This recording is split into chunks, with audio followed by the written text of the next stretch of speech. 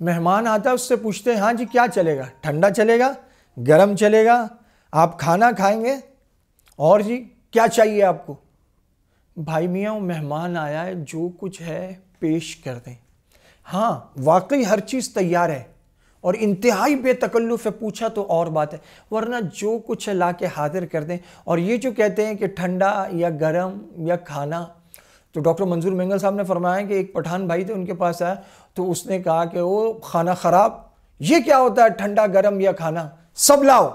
تو مطلب یہ کہ ٹھنڈا پیش کیجئے اور گرم کا کہہ دیجئے اور کھانے کی تیاری شروع ہو جائے، وہ ٹھنڈا پیے، پھر کھانا کھائے، پھر گرم کھائے، اور پھر میٹھا کھائے، پھر کو پان شان کھائے۔ مہمان نوازی اٹھتی چلی جا رہی ہے، بغیر مطلب کے لوگ اب کسی کو گھونٹ پانی بھی نہیں پلاتے۔ مہمان نوازی اسلام، امت مسلمہ، ہمارا کلچر، ہماری ثقافت، ہماری تہذیب، ہماری تاریخ، ہمارا ملک، ہمارے علاقے، ہمارے بڑے، ہمارے اکابر، ہمارے اسلاف، یہ سب کی روایت اور وراثت ہے۔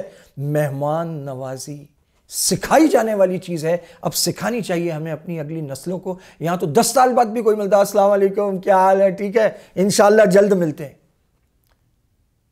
آج بھی الحمدللہ پٹھان علاقوں میں چلے جائیں، ہم گشت کرنے گئے مردان، تو چھوٹے سے بچے دروازے پہ آتے تھے، بولتے تھے آئیں ہمارے ساتھ قہوہ پئیں۔